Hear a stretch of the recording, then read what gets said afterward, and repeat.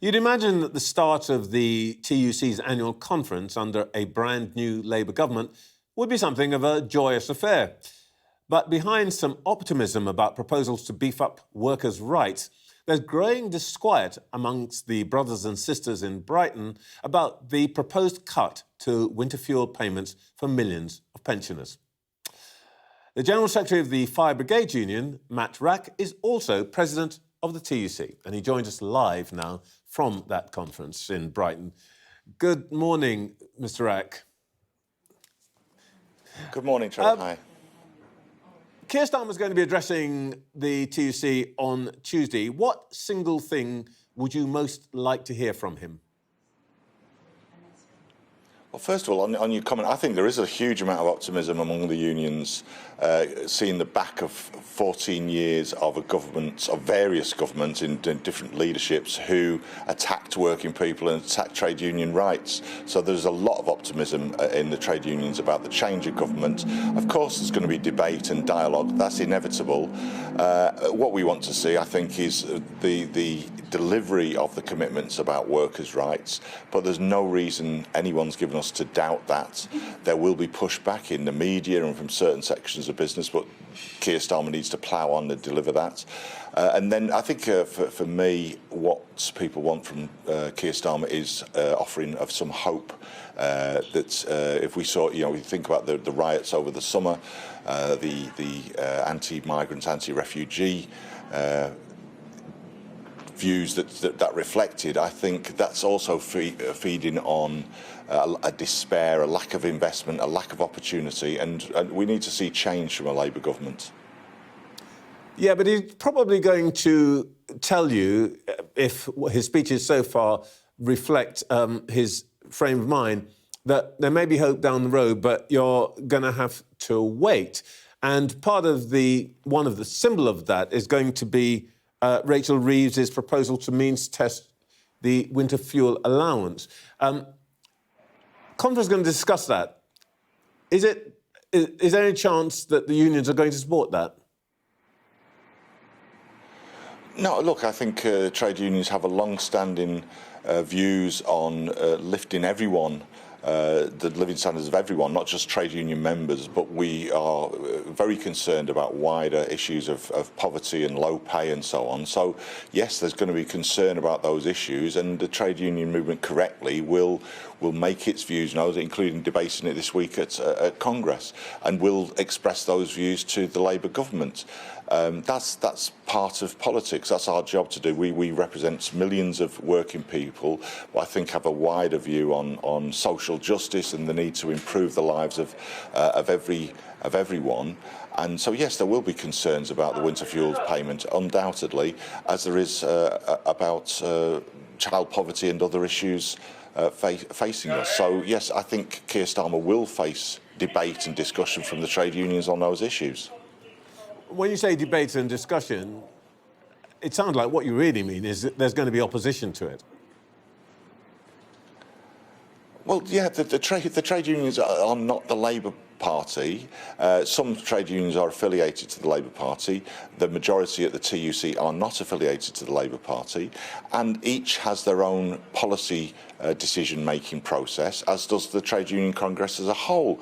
So, of course, nobody's going to be tied by what the Labour government says to simply endorse what Keir Starmer or Rachel Reeves says. We are an independent movement of organised working people, and we will have our own views, including on those issues, and we'll make those views known, and hopefully we will raise arguments that Keir Starmer and Rachel Reeves will then listen to. I don't understand why that would be a row. There may be disagreements, and those may be reflected this week in our Congress here in Brighton. Let me put you what one of the commentators in our studio, more or less, has said. It's hard to understand why the unions particularly should object, any union should object to this, because after all, what Rachel Reeves is proposing is essentially to take away money from relatively affluent pensioners. Quarter of them own homes and assets more than £1 million, and essentially making money available for example, poor health workers. Isn't that what Labour governments are for? No, I think we want to lift everyone. We don't want to push anyone into poverty, and I think there are concerns will be expressed this week about those policy decisions from the new government. But actually, I think the views that we're likely to hear this week is that there are many other ways to raise the funds that are necessary to invest in public services, in decent wages. So let's be clear, some people have done very, very well over the past 14 years. Some people did, while the rest of us were told to tighten our belts during COVID, for example, some people did very, very well out of crony contracts that were handed out by previous governments.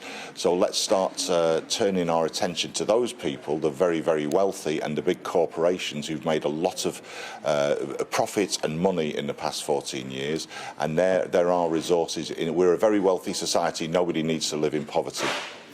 On a wider industrial front, to some people outside politics, it might seem a bit puzzling. Train drivers get an above-inflation increase, and first thing they do is threaten the Labour government with more industrial action. Doctors are doing the same. Has Keir Starmer got a case of being a bit fed up? No, look, you have to look at the detail in relation to the train drivers' dispute. That was a particular dispute on one particular train operating company, and actually no strike action took place. It was resolved very quickly, and no workers, whether in any union, take strike action lightly. And in that case, strike action didn't take place. So we're actually talking about a bit of a non-story, aren't we? Well, I don't know it was a non-story. It covers pretty widely. But I want to come to another point which was definitely a story. This week, Tony Blair said to my colleague Sophie Ridge on Sky, speaking about the Grenfell tragedy, that mistakes will be made. And I just want to play you what he said. I don't think you're ever going to get a situation where, decisions are perfectly taken in perfect circumstances and there aren't accidents or tragedies that occur. It's just important every time they do occur to try and learn the lessons of them. You described these comments as despicable. Is that a bit strong to say about a previous Labour leader? I think those words were despicable. They're appalling. In the very week when we marked the death of 72 people in a fire, which was described by a long-running public inquiry as completely avoidable, and all those deaths as completely avoidable, the comments of Mr. Blair are completely unacceptable. I make no apologies for making them. And the tragedy is that his own government carried on with the deregulatory agenda, which again is highlighted in that report. We've had almost 40 years of governments trying to reduce safety provision in building safety, and those people need to be held to account, including Mr. Blair. And I think for him to come out and say those words in that very week is appalling, and he should be held to account for it. I make no apologies whatsoever for saying that. Very briefly, do you support those who think that there's a case for criminal sanctions or criminal legal action against, for example, some of the companies involved in providing the cladding and so on? I think the former Cabinet Minister Michael Gove this morning has been writing in the newspapers that that is an option. Well, I'm not a lawyer, I'm not the CPS, so that's not my decision to make. But it seems to me that if the behaviour, certainly, of those manufacturers and the contractors carrying out the work at Grenfell Tower was absolutely appalling. I don't know whether those cross the line into criminality, but they appear to certainly certainly be questionable on that front. And if criminality is identified, then yes, of course, prosecutions should take place. I think that's certainly the view of people living in North Kensington around Grenfell Tower who saw such a horrific tragedy unfold before their eyes. And yes, people have to be held to account, and if people have committed criminal acts, they should be prosecuted for it. Again, no doubt in my mind that that's what should happen. Matt Wrack, thank you so much for your time this morning.